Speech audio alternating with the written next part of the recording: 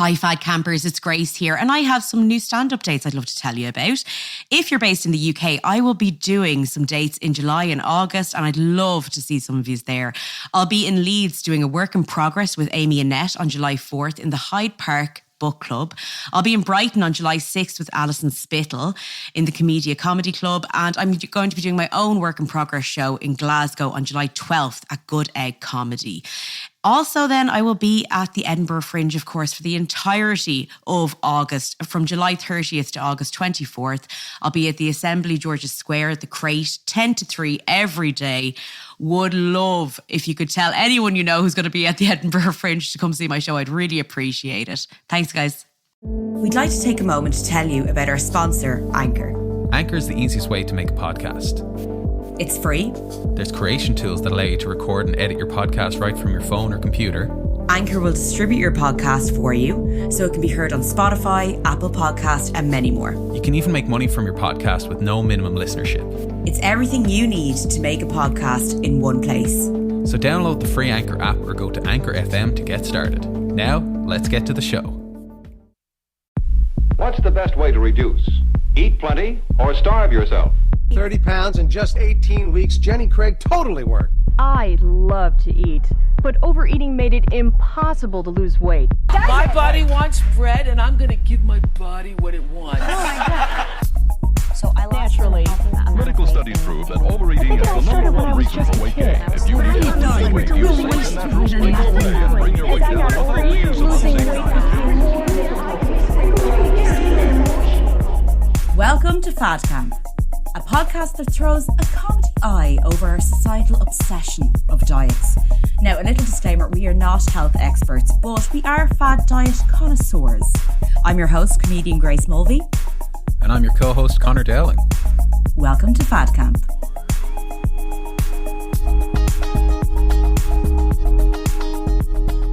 Hey, welcome to the show. So we had so much to say about the diet show Fit to Fat to Fit, we decided to split our episode into two parts. This is part 2. If you haven't heard the first part, go back and check it out now before we get started. Enjoy. In a lot of ways, I'm in a much better mood. I used to be so regimented, but now I'm really enjoying everything. Things are tasting good, and that's very unusual for me. I'm kind of redefining who Steve is really supposed to be. Fast food's growing on me. It really started off disgusting. The fact that it's pretty cheap, and I can stop off and get it anytime just on a whim. I think I'm gonna miss that almost more than it tastes. Maybe. Kind of curious to see what'll happen. 204. A little frustrating. 4 weeks into this, I don't feel like I'm gaining weight as much as I should. Trying to eat 7,000 calories is just not working. And I do think that I didn't gain as much weight as I thought because I think I'm losing muscle at the same time gaining fat. Since I can't really work out at all. Before, after. So he's just 4 weeks in and now he's struggling to put on weight. Wow, God, that, first of all, when he said, food tasting good to me is very new to me. What? You're basically admitting that your food has always been shite. As in, like, you basically are like, yeah, I just never enjoyed food. Food tasting good to me is very new to me, is actually the quote. It should be the name of his autobiography. That's the quote of a lifetime. Are you joking? Like, that's insane. To admit that and not think, that's nuts. That's a problem. That's never been a problem for me. And also, like, the fact that another very interesting thing that he touched on, and I just think is so important, when he said, oh yeah, this fast food, it's cheap, I can get it whenever, it's easy to get, blah blah. I'm like, these are things that also the diet industry don't like to touch on, is that whenever people are like, yeah, I didn't have time to cook, like a lot of people work, like, we live in the economy that's a gig economy, a lot of people work a lot of jobs, they might have kids and stuff like that, but it's cheap. Yeah, these foods are cheaper. Like, as in, like, some people don't have the income to be going out buying, like, you know what I mean? Like avocado salads and all this sort of stuff, like this stuff that's really expensive. So the fact that he even touched on that, I'm like, yeah, that's really important to note, is that, you know, a lot of the times socioeconomic backgrounds that people have, their access to nutritional foods, Like, and sometimes people are just busy and they need to get food on the go, and that's okay. I think that's Do you know what I mean? part of the socioeconomic side of things, almost even more so than the price of fast food. It's like, yes, fast food is cheaper. So if you're from a kind of different socioeconomic background, then you're going to be able to afford it more. But also, if you're from a different socioeconomic background, you're going to be working probably more hours. Longer hours. Yeah. Longer hours, might not be able to afford childcare if you've got kids, maybe working multiple jobs, who knows, and maybe your partner is as well if you have a partner. And so it's the time as well, and the convenience, play a massive part in it too. It's like, okay, I could probably buy like a bunch of vegetables or whatever, but like that's, you got to prepare them, you got to cook them, you got to make them nice, and maybe the kids don't want them. So it's like, yeah, that's like a whole thing in itself. I also found it interesting that he gained, so the first 2 weeks he gained 16 pounds, right? And then the second 2 weeks he gained a pound. And this is something I want to say, because so many people still do this. Weighing yourself is bullshit. Because as he said, he was like, I feel like I'm getting, like, he's like, I'm not gaining weight, but I'm losing muscles, so I'm gaining fat. So like his body composition is changing. Yeah. But he's like, I'm not gaining weight on the scale. So once again, guys, scales are bullshit. I just want to put that out there, I think that's really important to note as I queue up our next clip, because to me, this clip is really just so illustrative of what it's like to be someone who's trying to lose weight. But here we have the reverse angle of it, and it's the exact same. So this just follows on from that clip shortly afterwards. Every time I see that scale, it started to become a trigger for anxiety.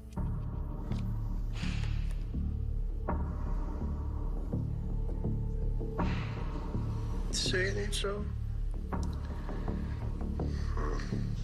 I just can't seem to gain weight. No matter how hard I try, I still can't gain any weight. I'm frustrated at this point with everything, and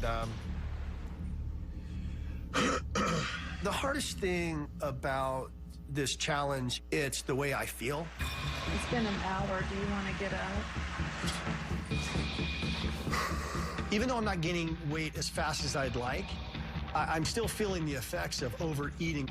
I am feeling rather lethargic and groggy right now. I don't know if it's a lack of energy from not working out. I quit brushing my hair. I quit brushing my teeth. I quit shaving. I don't know if I'm in this depression, or if I'm not working on my body, then I'm not going to work on anything else. I have a lot of things psychologically going on with me, and I haven't figured them out. Bonnie is getting tired of hearing me complain. I mean, I understand being like kind of nauseous because you're full. Like a few bites and you get sick, that's not suffering from being full. I never thought Steve would be lazy. I didn't think that he was going to be this exhausted and tired at all. Bonnie and I were real dynamic before, and now it's Bonnie holding up the whole team. We're the fit couple. There's Bonnie and Steve, the fit couple. Are we more than that? Steve is a different person heavy than he was fit. I think what makes you lose attraction, it's the laziness on an intimacy level. The truth of the matter is there's not been a lot of romance because he's wore out. We just got home from a date and it was cut short because he was sick. I miss him. I miss my man. I'm so ready for this to be over, this part. When it comes to gaining weight, I don't know crap, and I think that's just frustrating. I don't know what else to do. I am losing my life to do this. In just 4 months, I threw it all away. I started at about 180. Right. There's a lot in that. That was a kind of extra long clip. Oh my God, What are your thoughts on that? Oh, when he was like, yeah, the weighing scales have started to be a trigger for me. I'm like, well. Yes. Well. Exactly. Isn't it nice to hear that? Because I'm sure he has gotten so many of his clients up on a weighing scale. And now he's going, this is a real trigger for me. Yeah. And I'm like, it's a bloody real trigger for people when they're trying to lose weight as well.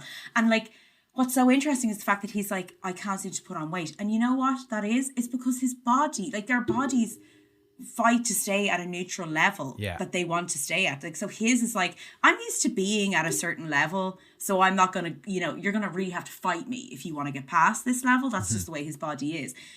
Ours is that, like,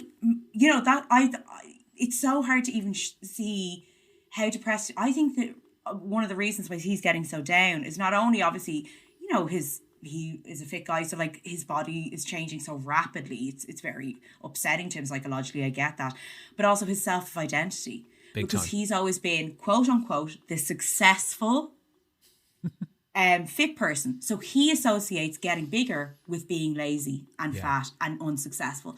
So first of all, the first thing he does is he stops doing everything, because he's like, I don't think I'm a success anymore. What's the point? What's the point? And like, that's what's so upsetting, is like, just because you're a bit fatter actually doesn't mean you're not a successful person. Like, you've a lot going on in your life, but it's the fact that that's ingrained in him. That's an internalized fat phobia. He's a straight away being like, well, now that you've taken away the thing that I take pride in, which is my physique, I'm nothing. And that's really sad, because actually you're so much more than your physique. And I hope he knows that if he's ever listening. I doubt he will be. But it was, I'm watching him as well get so frustrated with the scale, get so down on himself. He was like, I'm doing everything. Why isn't this working? Can I say, guys, those words I have said so many times in my life, in every diet program. I am doing everything they're telling me to do. Those scales are not changing. And week after week, I remember coming back to work after like going to Weight Watchers, getting weighed in, and I had another week where I'd done everything right. Still nothing. No difference. Yeah. Maybe put on a pound. And it ruined my week. Like, when I say I was angry at myself, the things I'd say to myself in my head, it would change my mood completely. I'd almost be like, what's the point? Get depressed. That's when I say the scale is it's total bullshit. It's just total. It's you know, the fact that anyone steps on those scales, I just think is so wrong for them. Do you know what I mean? Like, but it's so interesting to watch it in reverse, where you're like, he's saying the words that people are saying when they're going on diets, because they're like, I should be smaller. And he is saying the exact same things when he's trying to be bigger. That's so insane to see. That's exactly it, Grace. Like, you nail on the head, because, and that's what I think is so fascinating about this show. It really is like a weight loss story in reverse, but the beats are the same, you know? Yeah. There's that bit at the start where you're like, oh, I get to eat whatever I want when you're putting on weight, when you're trying to lose weight. It's like, oh, I have a new diet. This is interesting. I actually have a lot more energy. I feel cool. You know, this is great. And then after about 2 or 3 weeks or a month, if you make it that far, it's like, oh, I feel like shit. What's happening to my body? I've lost the will to live. Yeah. You know, it's like, it can be like that on a fitness journey and on a weight loss, a weight gain journey, clearly. Yeah. And then the scales becoming this trigger, you know, and I have to put on weight. I have to put on weight. It's the exact same as I have to lose the weight. So I feel like that's not really called out on this show. I mean, it happens, but I honestly don't know. Like, there's no kind of like, there's no parallel to say, yes, this is what a person feels like. You know what I mean? It's like, it's like, I have a couple more clips. There's no learning in the way that, like, we're like, is he getting any self-awareness of the things he's saying? And also, by the way, the one thing that scales do to people as well, body composition is very different. You know what I mean? You could weigh the same as another person and your body might look bigger than theirs or smaller than theirs, whatever it is. He actually doesn't look that different, right? He's put on 16 pounds, but he actually doesn't look that different. And I think the scales are getting into his head that he's sees himself as much bigger. And you're like, you know, you don't look that different. Like, you know what I mean? Like, you actually don't look that different. But once again, the scales take away from us seeing ourselves because we're so fixated on the number. Big time. Yeah. There was even a moment where he said, you know, oh, I feel like 215, but then the scale reads 210 and suddenly he feels like shit. You know what I mean? So it's like, it's kind of like that thing we were saying at the start of the episode about how fat is Fat's a feeling. Yeah, you know? Like, whether you're trying to lose it or in this case, put it on, it's like, you know, I could feel great and then look at the scales and go, oh, I've put on a pound. I'm terrible. I'm disgusting. I'm this, I'm that. Yeah. Whereas he can feel like great, as in he's achieving his goal of putting on weight, but then find out he hasn't put on enough weight. And he's like, oh, I'm terrible. I'm a failure. Yeah. Like, it's such a crazy way for us to beat ourselves up on either end of the spectrum. So, spoiler alert, our pal Steve here does make it to 45 pounds in 4 months in the nick of time. You're joking. Yeah, I think his total weight is 230 pounds, which again would be a very pleasant after picture for myself. Not to give away my weight too much, but baby girl, I would love to reach that weight one day. But But again, for him, this is like his like rock bottom. This is like the worst it can ever get. Can I just say, Conor, one time, I'll tell you this story. I was on a hen one time and I was sitting beside a woman who was talking about, she's like, oh, terrible, the weight I've gained, blah, blah, blah. She said the weight that she was at, she was 10 pounds lighter than me. Oh my God. And I was like, you're like, oh, you're disgusting. And I went back to her and I was like, well, I'm this weight, which was obviously 10 pounds heavier. And she goes, yeah, but you look fantastic. Yeah. And I'm like, why do we do? But it was so funny because at the time I was dieting for months and I was like, well, that's nice. And I had felt good about myself. And then suddenly I was like, no, I feel like a piece of shit. Yeah, exactly. And oh my God, I had an experience like that recently as well. That just, I was like, I'm the lightest I've ever been. And my doctor's like, okay, the weight's looking pretty bad there. You need to get that sorted out. And I'm like, I feel like shit now. You know? Oh my God, Conor, you are joking. Yeah. That's like a drive-by shooting. I'm like, how? You know what I mean? It's a drive-by shooting at your birthday party, basically. I feel like there should be a term for it, like a drive-by fat shaming, or like, you know what I mean? Like a drive-by fat shooting. That's what I consider totally that. It's like you were literally uninvited. You're literally going about your day and then suddenly this car screams up and someone shouts and throws fat at you. And then suddenly you're like, oh, that's one of those big me. yellow fat Blubbers. Props. It's like, doctor, I'm here for an eye test. Like, why are we talking about my weight? Okay, so Steve reaches his 45-pound target in 4 months. He's, very like proud of himself for succeeding. And now it's time we're about halfway through the show, about the midpoint in our story. And now it's time to meet the person whose name I forgot that he's like, oh yeah, I'm supposed to be training someone here. Yeah, okay, yeah. So we're going to meet her again and he's going to like show off the goods. Oh. Steve looks huge. I'm so proud of you. Great job. A lot tougher than I thought it was going to be. Yeah. So I guess I expected that reaction. Look at that. I got back fat. You know what? I see Steve as just looking like a normal, typical middle-aged man. God dang it. Not someone who's, very into his body. She's or like, his appearance. oh, okay. Good for you, Steve. I've never seen someone congratulate someone else for putting on weight, and it's really nice actually to see it. When she came in, you'd swear he was like Godzilla.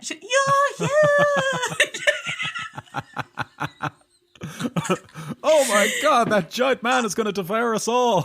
Guys, can I say, he was like, I have boobs, ha ha ha. He still has actually the most succulent pecs I've ever seen. Like, I say succulent because, like, once again, he's a bronze goddess. I don't know if he is wearing fake tan, Grace. I think that might be a legit tan. Like, I mean, he's living in some sunny American place. No, his tan is now more natural, but at the beginning, he definitely was tanned up. Conor, there's more surface area for the tan to be spread out on. Is that what you're saying? It's Conor, I know fake tan. Okay, as an Irish woman, I know fake tan. Okay. Interesting. Just, he, as she said, he kind of just looks like a normal middle-aged guy. Like, do you know what I mean? He's definitely like going on about his body being so different, but he's just, I don't know, like a bit. It's different for him. It's different for him. Yeah, it's very different for him. And that's again, it's how you feel. It's like, his absolute despicable, disgusting, horrible rock bottom is my like goal weight. Like, you know what I mean? Conor, I've been there so many times where someone was like, see that girl on the left? That girl was blah blah blah weight. And she hated herself, and I was like, oh, my goal weight. Very nice. Congrats. What exactly did you do to get to your rock bottom? Because I might just replicate that myself. Yeah, can I abseil down the cliff of your rock bottom to get there? Thank you very much. So is this show telling me that if I eat cookies and cream fondue for breakfast, I can also reach 230 pounds? That'd be amazing.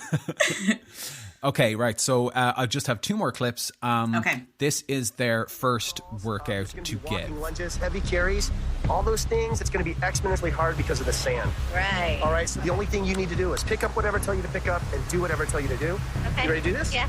I want Tasha to find her limits. Sprint, let's go. Sprint, Tasha, sprint.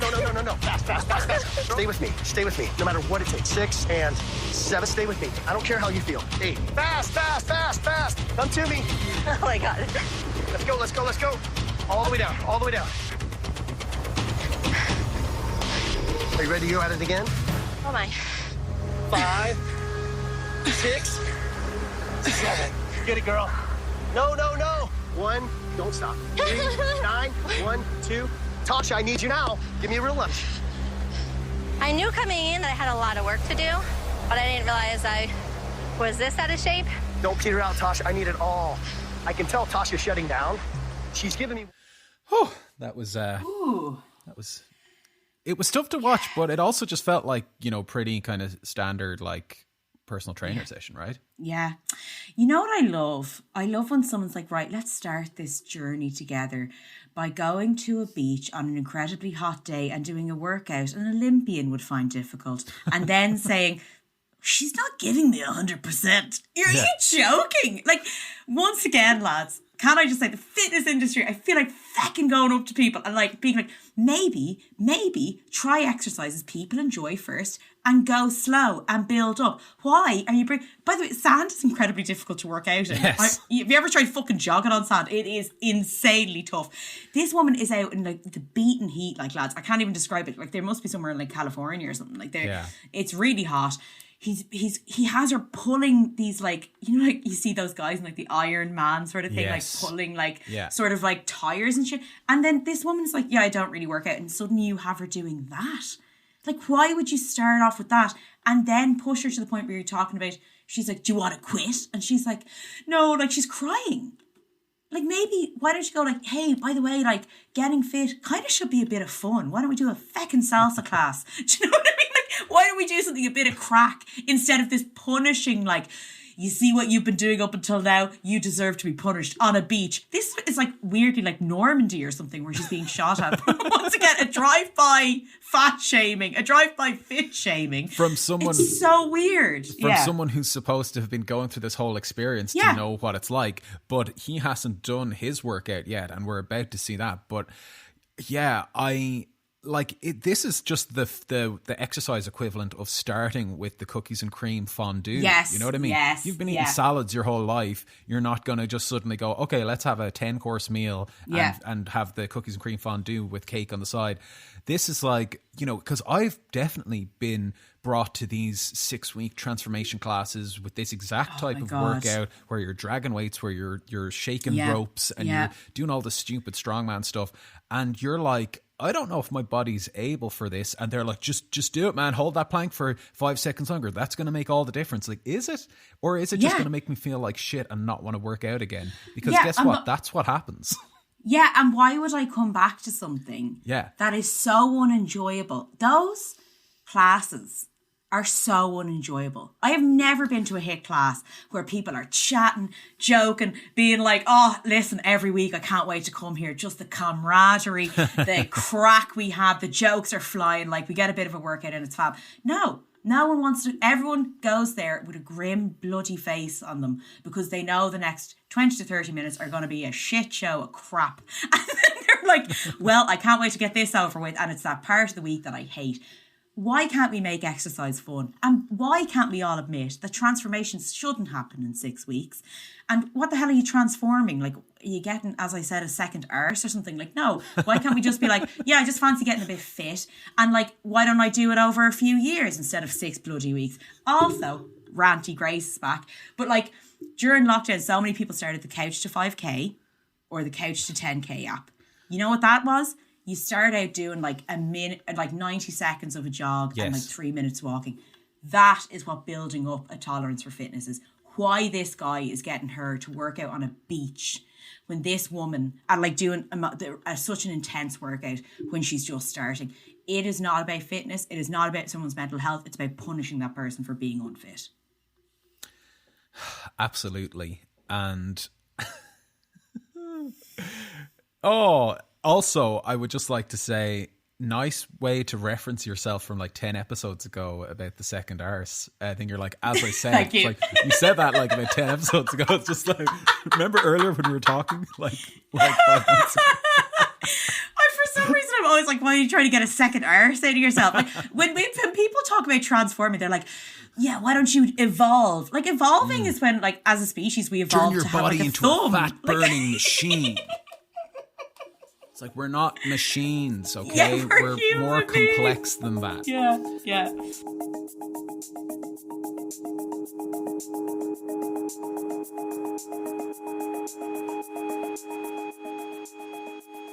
Hi, welcome to the Anti-Gym. We're definitely not a cult. Sorry, what did she say? I said, let me take your coat. Oh, thank you. I'm not sure I'm in the right place, though. Is this a restaurant? It's a lot of things. Why don't you just sit your toned little butt down and have a seat? Okay. Am I definitely in the right place, though? I was told to come here for empathy training. Let me just look at my file. Ah, yes! Grace Mulvey, personal trainer to the stars. Thank you. Yeah. No, I try to offer my clients a truly holistic service, looking at exercise, diet, mental health. And I hear the empathy training here is world class. You bet your bulky calves it is.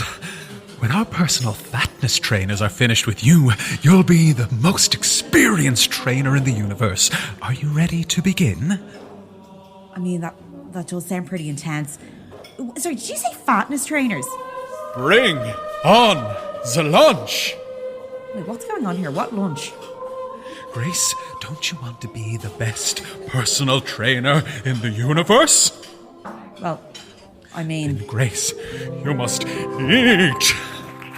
Sausage, apple pie, mashed potatoes, fondue cry, milkshake and fries, cake with fork, open some wine, hey pop that cork. Why are you singing? Where is this music coming from? Cornish pasty. Eat our desserts until it hurts. I'm not even that hungry. Eat, Grace. Eat, Grace. Eat, Okay, Grace. okay. Eat. I'm gonna do it. Grace. Well done, Grace. A fine fitness trainer you'll make. Oh my God, I'm so full. Like, I can't believe I ate all that food. I guess so. Like, I guess I can see how it might help my clients. Are you ready for the main course? Wait, what? Please. No, I can't eat another bite. I can't do it. Bring out the dinner! Okay. Yes! I'm gonna do it. Eat, Grace. Eat. The Anti-Gym. Definitely not a cult.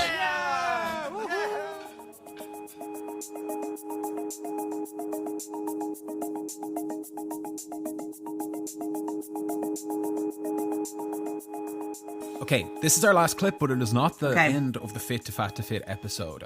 This should just give you an idea of what happens when he does his first workout as a fat. Tasha, having done the same thing I just did, I think I really would have quit. Yeah, go Feaster, come on! Two more, Steve. Come on, baby. Come on. 8.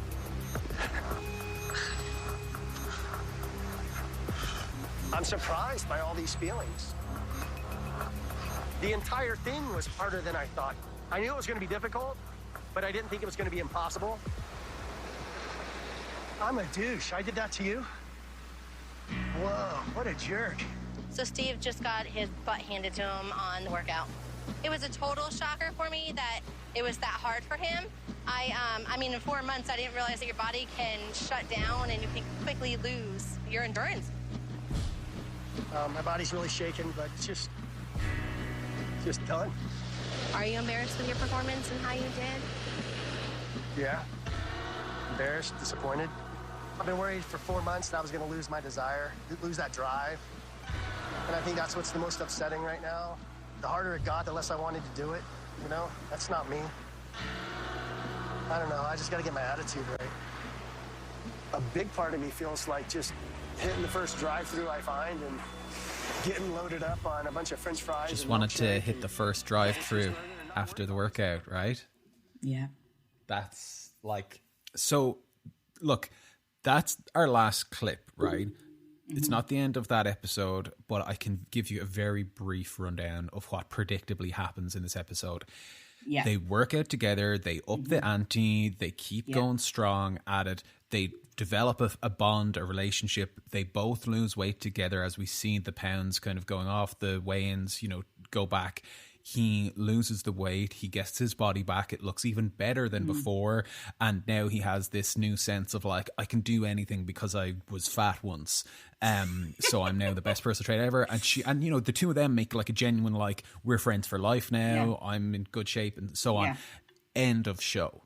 You know, that's pretty much kind of how it ends, you know, so I don't think Cinderella we really story. need to kind of see much of that, because that this is where the rest of the episode is kind of where the premise starts to prove itself and go, look, see, this is what we set out to prove, and it's working out. So I don't think we really need to see and it's that thing is like, fat's a choice. It's you know, those dumb bad fats. It's a choice, but but that's the thing. Like, you know what I found interesting? His takeaway from that exercise being so hard. First of all, the fact that he said, I did this to you, I'm a douche. Yeah, you are a fucking douche. Excuse my language.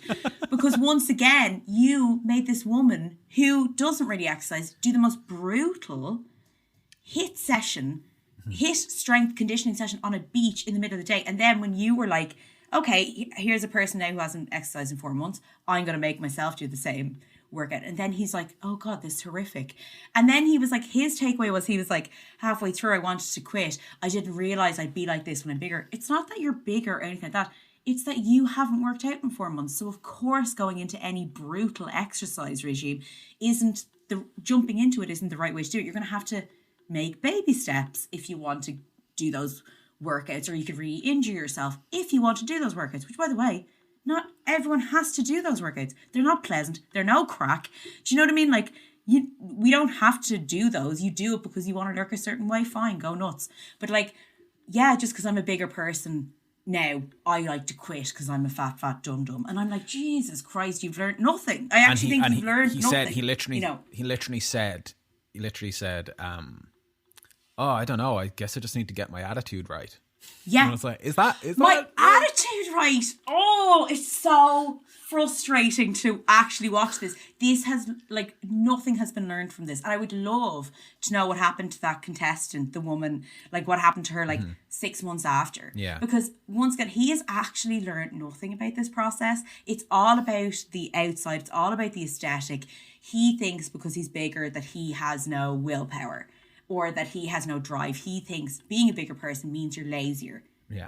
It actually has nothing to do with that. It's just your body's a different composition. And why would you go and do this brutal military style workout when you haven't been working out for 4 months? That's really what it's down to. It's a bit of common sense. It was almost like a self-fulfilling, I don't know if you call it self-fulfilling prophecy, but he kind of proved all of his like pre-notions about what the experience would be to be true. Basically, at the start he said, you know, am I going to, you know, is my relationship going to suffer? And it's like, there was a little piece on that where, yeah, it did. And, you know, he lost, like, you know, they lost their kind of like romance. And, you know, he said like all of these things about himself that he basically kind of just went ahead and proved. So the ultimate kind of like learning for him is the only way to live your life is to be super fit and healthy. And like, I mean, I would really love to get inside the heads of these trainers who go back to their fitness world. Like, how many of them go back to it and go, oh fuck, I really want to just like, I there was a simplicity to not getting up at 5 a.m. every morning and going to the gym and eating chicken and broccoli, you know, 5 meals a day, whatever, you know. Or like, the fact that he was like, it's really interesting that I get to enjoy food now. Yes. He sounded like a robot when he said that. I was like, It's like, you ever see the Bicentennial Man where it's like Robin Williams gets to be like a human being? And it's like he was like, this human being thing is interesting and delicious tasting food. Yeah. So, there was like a lot of our shows that we analyze.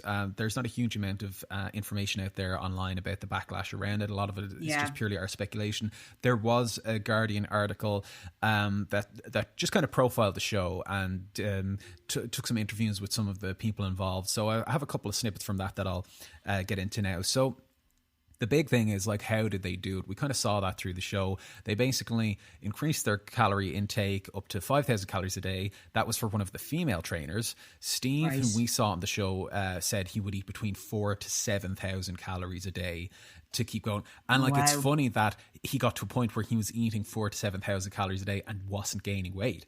What does that tell us about when a dietitian, Weight Watchers or whoever tells you Yeah. to go down to whatever it is, Yeah. 1800, 1900 calories to lose weight, and then you stop losing weight, you know, Yeah. because your body adapts. So your body, his body was adapting to 7,000 calories to the point that... And maintaining. Yeah. Yeah. Maintaining that, exactly. That's really interesting. Actually, that's such an interesting point. Yeah. Yeah. God, it's blowing my mind here. I know. So they would set alarms for every 2 hours to remind them to chow on down. That's what The Guardian said. Regularly consuming bacon, eggs, and cheese sandwiches. Oh yeah, sorry, bacon, egg, and cheese sandwiches. Yeah. Beer and ice cream. You know, these things that they tell you to kind of usually avoid on diets. Yeah. One of the trainers, Katie, said after only 2 weeks of following this unhealthy diet and not working out, she began experiencing gastrointestinal issues, stomach pains, acid reflux, and knee and hip pain. Right? Because it's attacking all elements, I guess, of her body. She became so emotional and stressed out that she and her boyfriend broke up. Although they have since reconciled, and there is another episode where one of the trainers and his girlfriend breaks up during the course of the show. Joking. Yeah, there was another one. I'm not sure which one, but that was definitely in season 1. Katie said it was perpetually uncomfortable. I felt like I had some version of a terminal or chronic illness. Okay, Katie, it's, you know, you had. I think Katie has never suffered from an actual chronic illness. You never had a food baby, Katie? Never had a food baby before? Yeah. Katie was like, I farted for the first time and I really alarmed myself. Do I have to go to the hospital? So one of the stories on the show, this was an episode that I watched, I think it's episode 3 or 4, with this trainer called Adonis, right? The interesting thing about Adonis was that he was previously chronically overweight and then lost weight to become a personal trainer. Then he went on Fit to Fat to Fit as a trainer. So this is someone who, you know, was like, you know, suffering. He was pre-diabetic. He had all of these kind of things going on with his body. And he's like, I need to do something about my health. He got into, like, you know, the best shape of his life. His name is Adonis, which is, you know, he's literally an Adonis. Yeah. And then he goes into the show that they're like, okay, now you're going to undo all of that and go back. So the stakes are pretty high when you're watching this episode. So Adonis consumed up to 8,000 calories a day by eating pizza, soda, and bagels with cream cheese.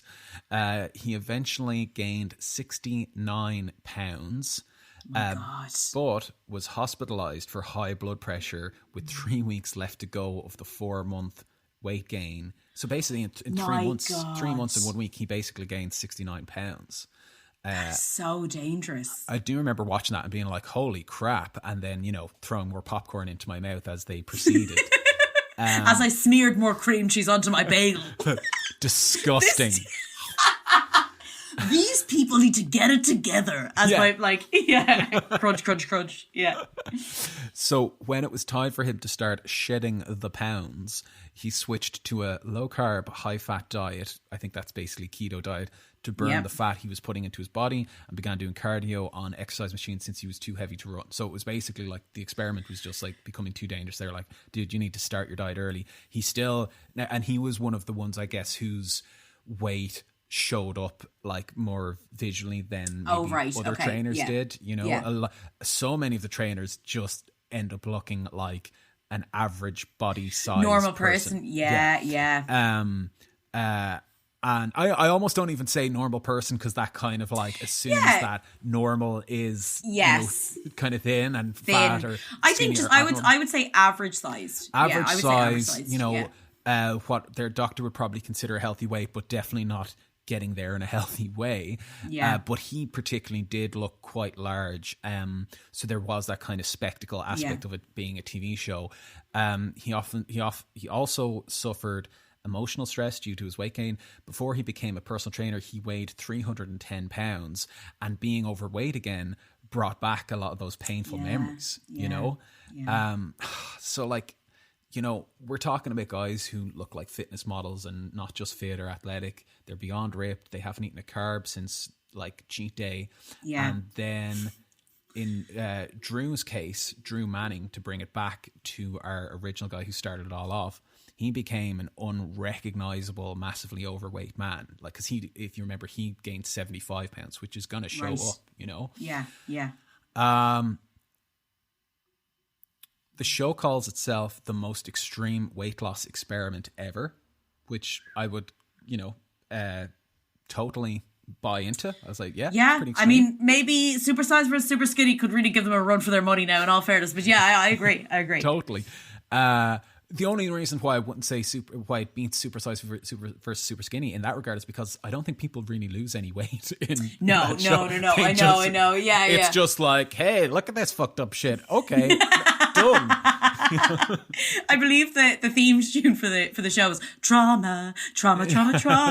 Yeah. So one of the reasons why a show like this is so problematic, if you haven't picked that up already, from just experiencing the show like we have, is it perpetuates the ideas that with restrictive diet and exercise, with restrictive diet and extreme exercise, you can lose weight and reverse lifelong issues with body fat and fitness.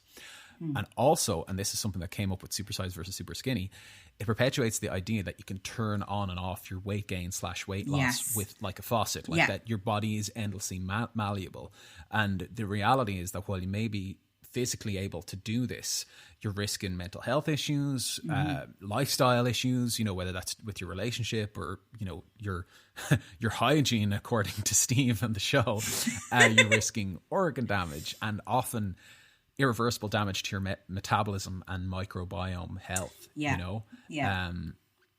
So to round all this off, Grace, to bring it back a little bit, back to our friend Drew Manning. In August, and this is a very interesting piece of research I came across today. In August 2020, Drew Manning set himself a new challenge. Oh. Fit to fat to 40. What? So, under the guidance... Excuse me? Sorry, Excuse me. Conor, please do not tell me that this man is going to go fat again and then fit when he turns 40. Is that the concept? He's just great with these titles that just tell you exactly what the thing is, isn't he? Yeah. I want to gain empathy by 40 years old. So he's like, that's the challenge. So, yes. So here is what the information says on the website. Under the guidance of a medical professional and armed with 8 years as a fitness and nutrition expert, Drew will examine the mental, emotional and physical struggles of those who gain and lose weight while examining the added challenge of age as he approaches and then turns 40 in December. So he's quoted as saying, "I was on the brink of diabetes and other weight-related medical conditions and felt lethargic for the first time in my life. Now I have..." He did it. He put on all the weight. He lost it all. And he chronicled the journey on his website. You can actually see his weight, like kind of like the graph, and there's like before and after pictures and all that sort of stuff. I was kind of like hoping, because this is all so recent, like he made this announcement in August 2020. I was kind of hoping to go onto his website and see that he would be like in the middle of it, but he's already finished it. Like, by the time I like found out about it, he's like already done it again. Like, to do that twice in your life in the space of 10 years, basically. He did the first one in 2011. Yeah.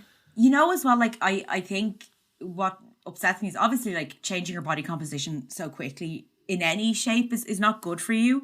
But I think it's the idea that these trainers seem to think that this is all larger body people or fat people eat. Like, as in, like, they're like, and now I just stuff my guzzler with 7,000 calories a day. That's what these fatties must be doing. Instead of asking them and going like, so what do you go? Because most of the time, bigger people actually eat pretty standardly. They're just bigger people, or like, like anyone, you have times where you eat more, times where you eat less, all this sort of stuff. But that they don't, or they're stuck in the diet loops. They might be binging and, all that sort of stuff. But it's like these trainers don't take that into consideration whatsoever and just go, you guys must be eating like these big little piggies. You know what I mean? Like, and you know what I mean? Like, they're constantly every 2 hours. Do you think like actually fat people every 2 hours are setting alarms and going, better eat again? Like, you know, that's not what they're doing. Like, And what he's also saying, as well as that, he's also saying this is how you do it. This is how you get rid of it, is do this like in extreme exercise and food plan. And I believe on this particular journey, he incorporated the kind of most popular diets people use when they're trying to lose weight.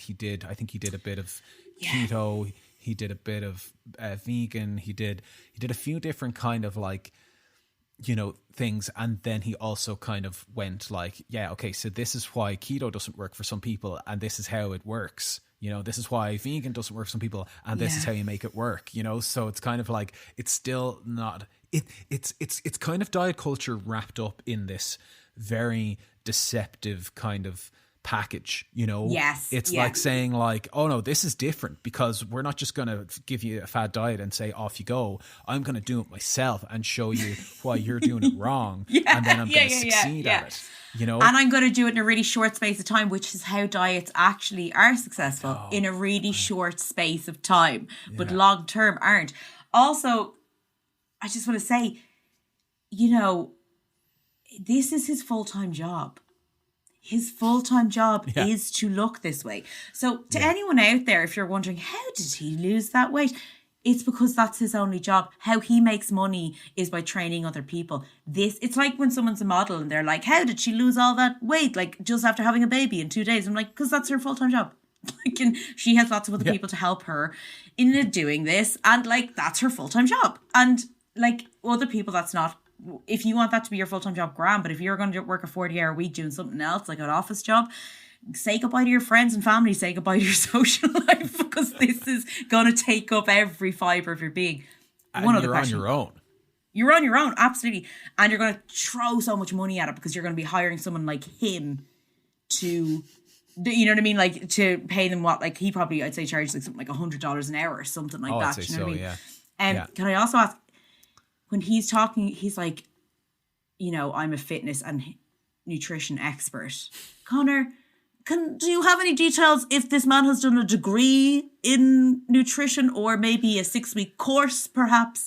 Is he a nutritionist, dietitian? Would love to know if he went to college.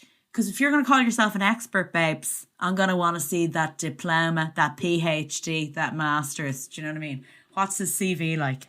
Okay, so Grace, the thing about Drew Manning is his website has lots of things you can buy on it.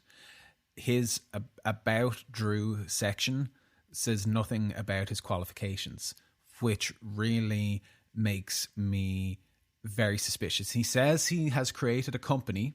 He's a best-selling author. He's been the host of a TV show and helped hundreds of thousands of people achieve their goals. So I feel like if you had a PhD in dietary sciences, if he was a registered dietitian, I feel like that would be like in the first line of your bio. Do you know what I mean? Yeah. Listen, I introduce myself to people by going, Grace Mulvey, creative digital media, IT Tala graduate. Exactly, but and particularly in his line of work. No, but honestly, yeah, you're right. Like on his website. I'm a classically trained professional eater, Grace Mulvey diet. But like if he was in his about page, definitely you'd have all your credentials there. And by the way, anytime you go see a doctor, they always have like MSc, you know, like they have all the like, you know, like all of their credentials after their name. Like, it's so important. It is so important for this type of thing. So now we're not saying that this is direct evidence that he's not qualified because but once again, don't wanna... personal trainers should not be talking to you about nutrition. Like if they're not dietitians, they're meant to talk to you about fitness. But a lot of personal trainers, we talked about this, do talk to people about nutrition and you don't know if they have what qualifications they have to be talking to you about that. Really. But Grace, you know what really bothers me when I do look on his website? You know, like just back to our thing of us being kind of susceptible to the diet culture stuff. Like, there is part of me that looks at his website and goes, whatever about him putting on all the weight and doing all that crazy shit, right? Whatever about that's just madness. We can all agree on that. There is definitely part of me, if I'm being totally honest, that's like, well, he did lose it and he is now in amazing shape again. You know? So like there is definitely part of me, even when I watch these Fit to Fat to Fit shows, call it, you know, the editing or the format or the structure, whatever it is, or just some form of, you know, brainwashing based on years of like, you know, my own experience. there definitely is part of me that's like, well, maybe if I took on an extreme exercise plan and food plan and all that, I would get rapid results in a short space of time, even with everything I've said on this podcast. I know. But Conor, and this is all I'm going to say, because I even at the top of the show, I mentioned the mind frame I'm in at the moment and trying to fight it. This guy also, he works, like, I'm not going to discount the fact that this man obviously has got a very rigid diet and exercise plan and likes to look a certain way. Fair play to him, but it is his full-time job. And on top of that, he is also genetically predisposed to be able to gain muscle in that way. Do you know what I mean? Like, as much as I'm like, yeah, he works harder, do not get me wrong. But like, could that man make himself an inch taller by working out? No, but he can gain but that's his genetics. You know what I mean? Like, as much as possible, he is able to do that. That's fine. He couldn't look like me. He can't get my bum. You know what I mean? If he wanted to, if he was like, I'm gonna put on weight so I can look like Grace Mulvey and I'm gonna get her arse, he's not gonna be able to do that by just putting on weight. He's gonna have to go get some, surgery and stuff like that. That's because I have a different genetic disposition to this man. So like, this is what I don't. Sometimes it's just frustrating to me that there's a very narrow view of what fitness and health success looks like. And the people who decide what it looks like tend to be the people who are selling you the products. There is a wide range of what we should be looking at as beauty, health, fitness success that we don't look at. And this is my issue when that woman was, that was on the beach with him that time and said, I was really surprised that he was finding the workout so difficult, the one she had just done. That's because she sees a guy who, has put on a bit of weight, but she sees a guy who is the fitness success. And so she deems that she should be embarrassed. She's not able to do it, but she's surprised he's not able to do it. Thin people can be unfit. Fat people can be fit. These are truths that we don't see enough and are not sold. Because the people who want to sell us stuff go, you're going to have to look a certain way if you want to be deemed fit and successful.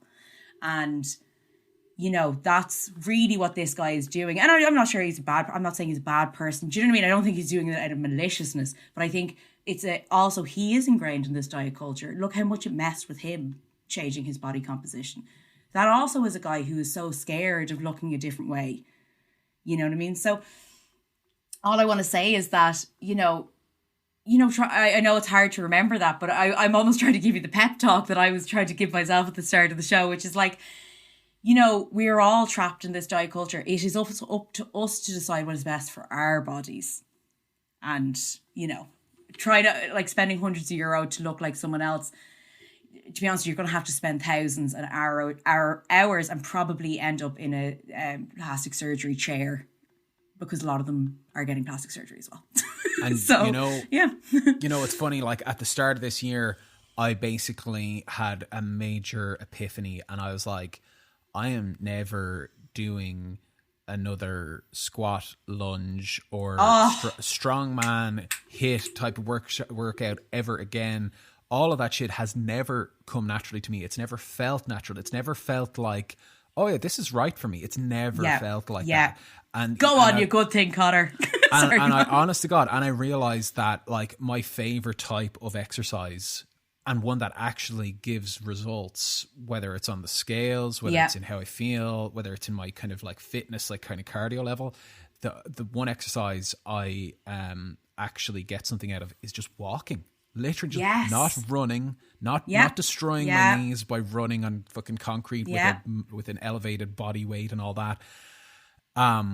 It's just walking, and it's all I need to do is just like walk like every day or walk a few times a week, and I will just feel fine. And it's when I see guys like this and they're like push it. There is part of me that's like, oh, maybe I should be doing that too. But I think because I've had those kind of revelations and I've done so much kind of self-reflection, I know that that's not for me, and I'm totally okay with that. I'm totally okay with that. That is also called, and we're going to do an episode on intuitive eating and intuitive exercise at some point, but that is intuitive exercising. That is actually listening to your body and go, what do I want to do? What do I enjoy doing? Going for a walk is totally acceptable as a form of exercise. It is amazing for your mental health. It's amazing for your thinking. It's lovely to listen to this podcast while you're going for a walk or something else. If you choose to listen to lesser podcasts, that's fine. No, but you know what I mean? Like, but the fact that you'd be made feel that, particularly as a man, not a lot of men get to go. When men do exercising, it's, I hike. You know what I mean? Like, I play five-a-side football. You know what I mean? Like, I bust my bullocks getting the blah, blah, blah. Yeah. But going for a walk, I very, very rarely hear a man go, yeah, I just went for a walk. Nice to go for a walk, bit of form of exercise. Women will do it, but men, it's sort of, because it's deemed gentle, when actually gentle, it just means it's enjoyable, probably. If I didn't love walking by myself so much, I would start a men's only walking group. Just a bunch of bros just power walking down the promenade. Can I just say, as a woman, I know if I saw a gang of men going for a walk, I'd be terrified. Like, intimidating. Don't worry, we'll wear like pink high vises and just like, you know, be very as like non-threatening as possible. With like male feminist written on it, and I'm like, there's my bros, there's my guys. No, but it is actually like hearing a man go like, yeah, like I actually just really enjoy walking is so refreshing, because so many men feel, I think, that they have to be the masculine, you know, like the real like testosterone, I'm gonna go and box my way to brilliance, and it's like, oh gosh.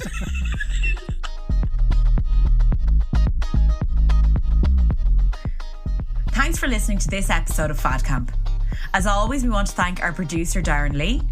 If you enjoyed this episode, please feel free to review us on iTunes, Google Podcasts, or wherever you listen to your podcasts. Great ratings and reviews really help more people find the show, and it would mean a lot to us. Make sure to share the episodes with friends and family or on your social media. Every listen helps. And we absolutely love hearing from our listeners, so please get in touch with any of your diet stories on fadcamppodcast@gmail.com.